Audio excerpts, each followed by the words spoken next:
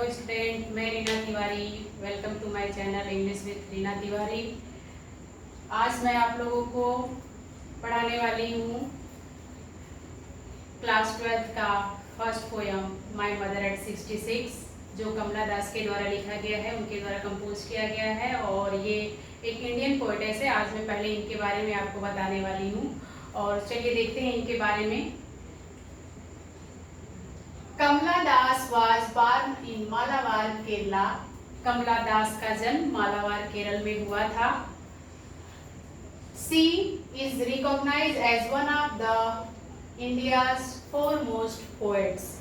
यह भारत के यानी कि कमला दास जो है भारत की महान कवियों में से, कवित्रियों में से एक हैं, अग्रगणी जिसे कहा जाता है।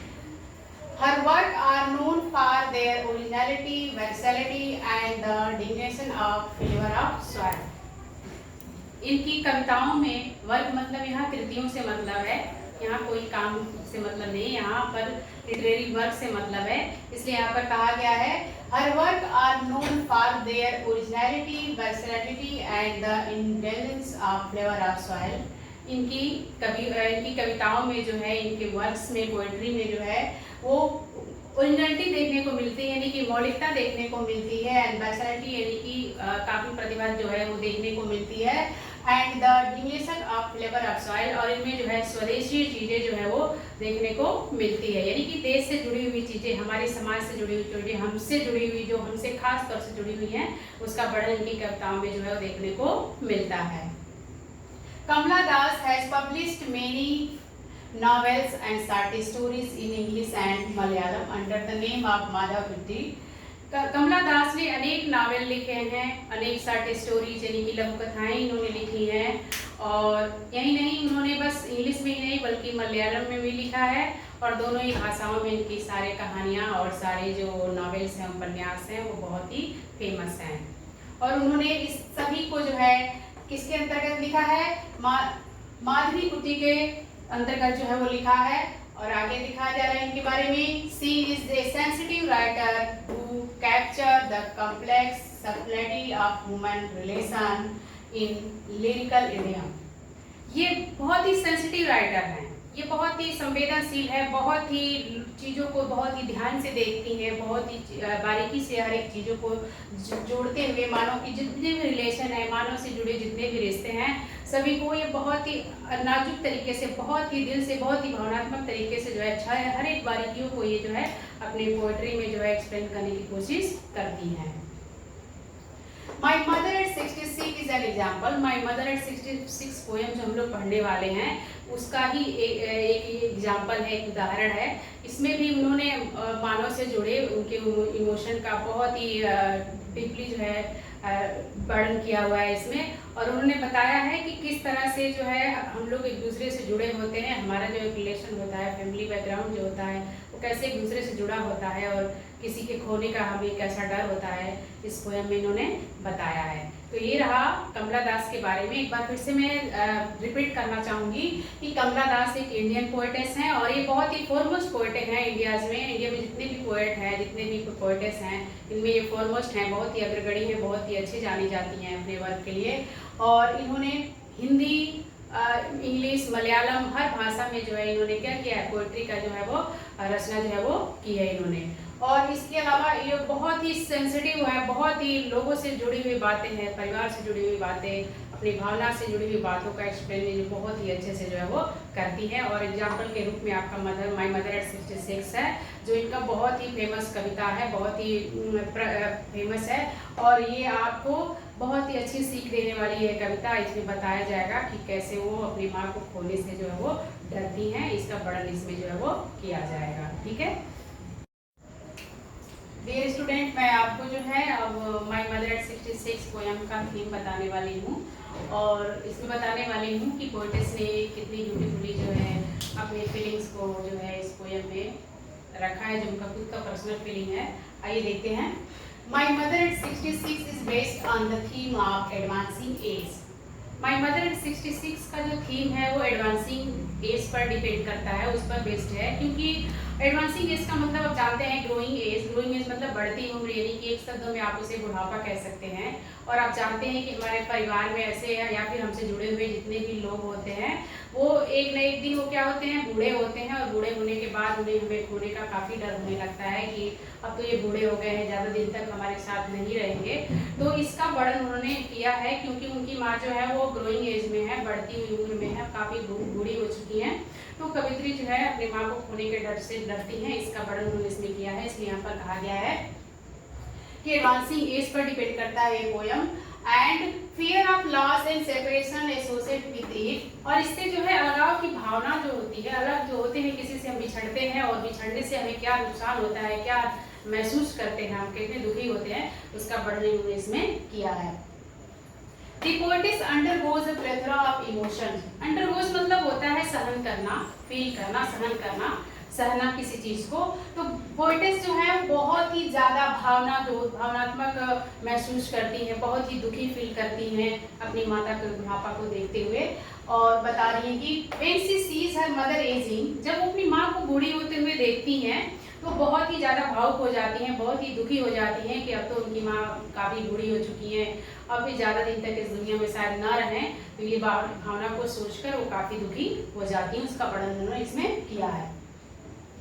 And feel pang of separation at the thought of losing her, यानी कि जब वो सोचती हैं कि अब तो वो अपनी माँ को खो देंगी, इस बात से वो बहुत ही ज़्यादा दुखी हो जाती हैं। तमाम तरह के ख्यालात उनके दिमाग में आने लगते हैं, तमाम तरह की निगेटिविटी आने लगती है कि अब क्या होगा, अब मेरी माँ तो काफ़ी बूढ़ी हो चुकी हैं।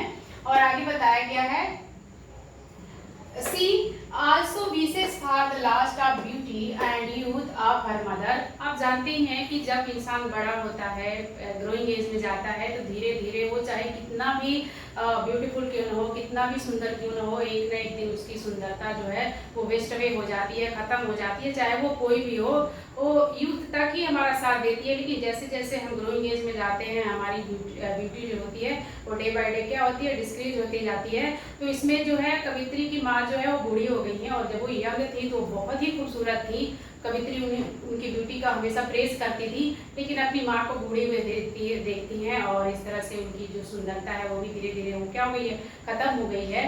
तो वो क्या कर रही हैं, इस पोएम में विश कर रही हैं, क्या कर रही हैं, for the loss of beauty and youth of her mother, वो अपनी माँ की सुंदरता को और युवावस्था को चाहती हैं, काश उनकी युवावस्था, उनकी सुंदरता जो है वो फिर से जो है वो वापस आ जाए। और इस तरह से हम कह सकते हैं ये टोटल पोएम जो है वो एडवांसिंग एज पर बेस्ड करता है, और इसमें एडवांसिंग एज के बारे में जो है बताया गया है, अलगाव के बारे में, बिछड़ने के बारे में, और उससे जो हमें दुख पहुंचता है, अपने लोगों को खोने का जो दुख होता है, हम जब किसी को ज़्यादा प्रेम करते हैं, उसे खोना चाहते हैं, खोने की जो इच्छा होती है अगर वो हमारे अंदर आ जाती है कि वो हम जल्दी उनको खोने वाले हैं, तो इससे जो हमारे दुख पहुंचता है उसका वर्णन उन्होंने उसमें किया है। डियर स्टूडेंट, अब मैं आपको इस पोएम का स्टेंजा पढ़ाने वाली हूँ। चलिए देखते हैं इसे।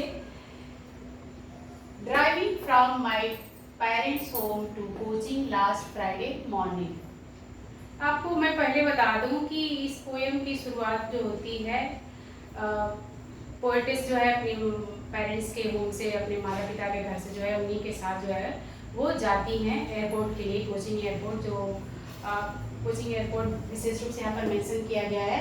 यहाँ पर लिखा है कि driving from my parents home to coaching last Friday morning, यानी कि वो कह रही हैं कि पिछले फ्राइडे को मॉर्निंग में अपने माता पिता के घर से जब मैं कोचिंग एयरपोर्ट के लिए जा रही थी, उस समय जब मैं जा रही थी उनके साथ, I saw my mothers beside me, तो मैंने अपने बगल में बैठी अपनी माँ की तरफ जो है वो देखा। यानी कि पोएटिस इन 3 लाइनों में बताई हैं कि वो लास्ट फ्राइडे को मॉर्निंग के टाइम जो है अपने पेरेंट्स के घर से उन्हीं के साथ जो है वो जा रही हैं कोचिंग एयरपोर्ट के लिए, और वहाँ पर बगल में बैठी थी उस कार में, उनकी माँ जो है उनके बिसाइड में बैठी हुई थी, बगल में बैठी हुई थी वो, और वो अपनी माँ को क्या करती हैं, ध्यान से देखती हैं।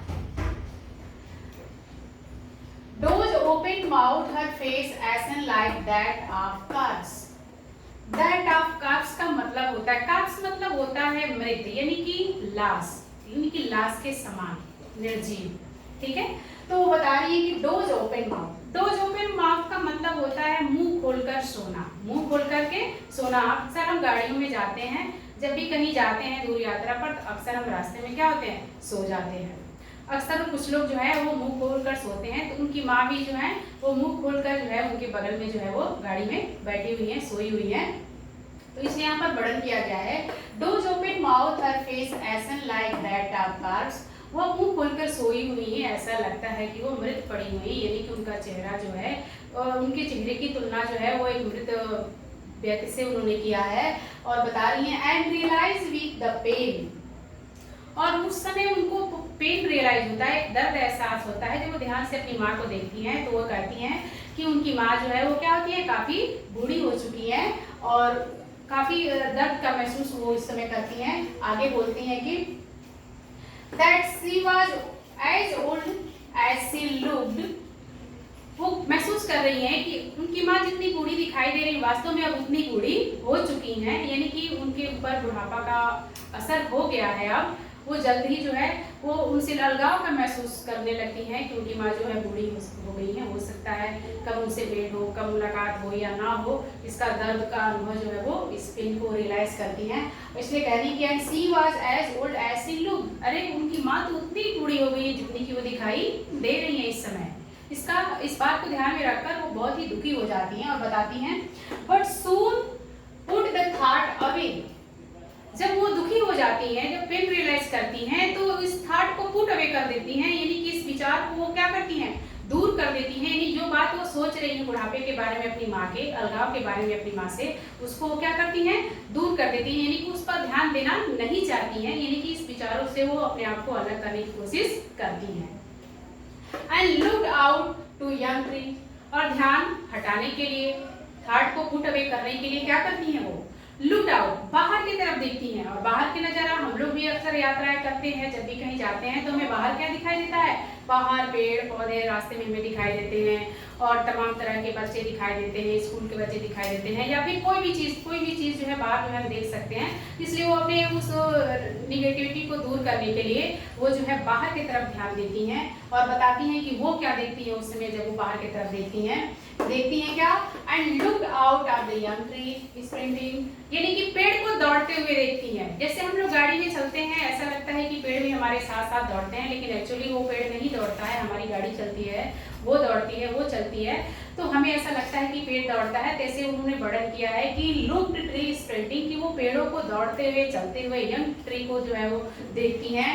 एंड दी मेरी children sprinting out of their home, और बहुत ही खुशी पर, मेरी मतलब खुशी, मेरी मतलब खुशहाली से भरपूर, यानी कि वो खुशहाली से भरपूर, यानी कि खुशी पूर्वक बच्चों को हंसते खिलखिलाते घरों से निकलते हुए जो है वो देखती हैं। इस तरह से वो अपने ध्यान को हटाने की कोशिश जो है वो करती हैं। एक बार फिर मैं आपको बता दूं इसको शॉर्ट में, इस फिगर में क्या बताया गया है कि पोएटेस जो है अपनी माँ के साथ कोचिंग एयरपोर्ट के लिए निकलती हैं।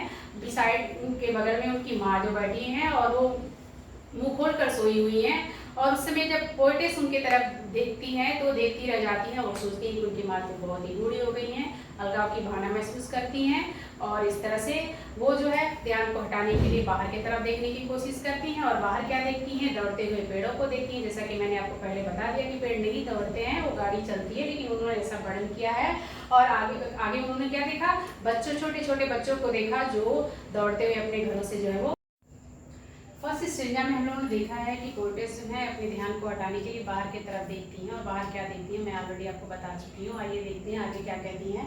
But after the airport security check, आपको पता है कि वो एयरपोर्ट जा रही है, कोचिंग एयरपोर्ट जा रही है, वहाँ पर जब सिक्योरिटी चेक होता है, सिक्योरिटी चेक होने के बाद standing a few yard away, अपनी माँ से वो कुछ यार्ड की दूरी पर ही खड़ी होती हैं, देखती हैं, कुछ गज की दूरी पर ही उनकी माँ जो है थोड़ी दूर पर खड़ी रहती हैं। इसलिए वो कह रही है कि सिक्योरिटी चेक के बाद standing a few yard away I looked again at her when fail and let morning winters, कह रही है कि कुछ दूरी पर मैं खड़ी थी और दोबारा जो है मैंने अपनी माँ की तरफ जो है वो देखा। अगेन वो अपनी माँ की तरफ देखती हैं, दूर से खड़े होकर देखती हैं, जो दुख महसूस करती है, अंदर से काफी दुखी है, लेकिन फिर से वो सिक्योरिटी चेक के बाद अपनी माँ की तरफ ध्यान करती है, एक बार फिर उनको देखती हैं। और क्या देखती हैं, her wind pale and the late winter's moon, winter's moon यहाँ पर उन्होंने कहा है, जैसा कि हम जानते हैं कि विंटर्स मून जो होता है वो उतना कलरफुल नहीं होता है, उतनी ब्राइटनेस उस मून में नहीं होती है जो विंटर में होता है, जो कि जो गर्मियों के दिनों में जो हम चांद देखते हैं, जितनी उसमें उजाला होता है, जितनी चांदनी उसमें होती है, जितनी ब्राइटनेस उसमें होती है, वो ठंडी के दिनों में नहीं होती है। क्यों नहीं होती है? ड्यू टू फाग की वजह से नहीं होता है, मिस्ट की वजह से नहीं होता है। तो वो देखती हैं, इन्होंने अपनी माँ के चेहरे की तुलना जो है, कंपेरिजन जो है यहाँ पर किया है, किस चीज से किया है? विंटर मून से किया है। विंटर मून की खासियत यह है कि उसमें कोई चमक नहीं रहता, वो कलरलेस रहता है, बन रहता है वो। तो इसलिए उन्होंने कहा है, अपनी माँ की तुलना विंटर्स मून से किया है, और बोल रही हैं सिक्योरिटी चेक के बाद जो है कुछ गज की दूरी से, कुछ यार्ड की दूरी से, कुछ डिस्टेंस से वो अपनी माँ की तरफ फिर से देखती हैं और अपनी माँ के चेहरे की तुलना जो है विंटर्स मून से करती हैं।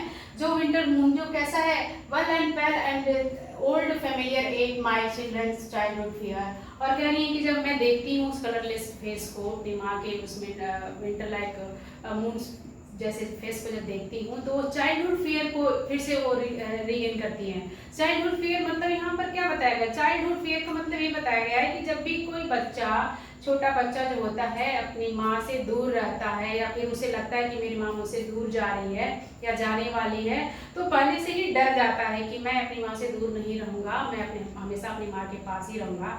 तो ऐसा ही वो चाइल्डहुड फियर जो है फिर से महसूस करती हैं। जब वो अपनी मम्मी को देखती हैं, अपनी माँ को देखती है एयरपोर्ट पे तो कुछ दूरी पे, तो उनको चाइल्डहुड फियर जो है फिर से जो है वो उनके दिमाग में जो है वो आ जाता है। खोने का डर जो है अपनी माँ को जो है उनके अंदर जो है वो आ जाता है। But all I said was see you soon, अम्मा। लेकिन पोएटेस ये कहती हैं, कमला दासी एक्सप्लेन करती हैं, लेकिन उस समय मेरे पास कोई शब्द ही नहीं था, क्या मैं एक्सप्लेन करूं, क्या मैं कहूं अपनी माँ से? बस मैंने कहा कि सी यू सून अम्मा, कि अम्मा हम लोग फिर जो है वो मिलेंगे, अम्मा फिर हम लोग मिलेंगे। And I did was smile and smile and smile. और कह रही हैं all I did was smile and smile and smile. मैं कुछ नहीं करी, मैं बस उस समय उन्हें देखकर मुस्कुराती रही, मुस्कुराती रही, मुस्कुराती रही। यानी कि वो मुस्कुरा तो रही हैं, लेकिन ऊपर से मुस्कुरा रही हैं, अपनी माँ को खुश करने के लिए मुस्कुरा रही हैं, न कि वो अंदर से तो वो काफी दुखी हैं कि उनकी माँ जो है बूढ़ी हो चुकी हैं, कलरलेस हो गई हैं, उनकी ब्यूटी खत्म हो गई, उनका चार्म खत्म हो गया है, और वो काफ़ी बूढ़ी हो गई हैं। हो सकता है उनके अंदर हमारे से सेपरेशन हो जाए, हम अलग हो जाए, इससे वो खोने से डरती हैं। इस तरह हम कह सकते हैं कि ये कमला दास का जो पोयम है वो हमारे फीलिंग इमोशन से जुड़ा हुआ है, हम सबसे जुड़ा हुआ है। ये बात सिर्फ कमला दास के लिए नहीं होती है, ये बात हम सब पे लागू होती है कि हम भी अपने किसी प्रिय को जो है खोना नहीं चाहते हैं, चाहे पेरेंट्स हो, माता पिता हो, दोस्त हो, कोई भी हो, उसे हम खोना नहीं चाहते हैं। तो यहाँ पर सेपरेशन का फीलिंग जो है उन्होंने यहाँ पर एक्सप्रेस किया है, और ये बताया है कि किसी के खोने का डर हमें कैसा होता है। जब हमें हमारे अंदर ख्याल आ जाते हैं कि हम किसी को खोने वाले हैं या खो सकते हैं, तो हमारे अंदर बहुत सारी भावनाएं जो है वो आने लगती है। इस तरह से उन्होंने अपनी माँ को खोने के डर का वर्णन जो है इसमें किया है, और अपनी माँ को खोने के डर से वो अपने बचपन के डर को भी याद करने लगती हैं कि कैसे वो छोटी थी तो माँ को खोने से डरती हैं, और इस समय जब उनकी माँ बूढ़ी हो गई हैं तभी भी वो खोने से क्या कर रही हैं? डर रही हैं। लेकिन इतना कुछ होता है उनके मन में चलता है, लेकिन फिर भी वो कुछ बोलती नहीं है, बस कहती हैं सी यू सून अम्मा, यानी कि अम्मा हम लोग फिर मिलेंगे। और ऐसा कहकर वो अपनी माँ को जो है वो गुड बाय जो है वो करती हैं, गुड बाय जो है वो करती हैं। और मैं ये कहना चाहूँगी कि आप मेरे चैनल को अधिक से अधिक सब्सक्राइब करें और शेयर करें, और अपने कमेंट भी रखें कि हमारे लिए क्या सुझाव है, क्या वीडियो है, या फिर जो भी जो है आप पढ़ना चाहते हैं या फिर जो करना चाहते हैं उसका हमें जो है वो एक्सप्लेन कर सकते हैं आप कमेंट में। Thank you.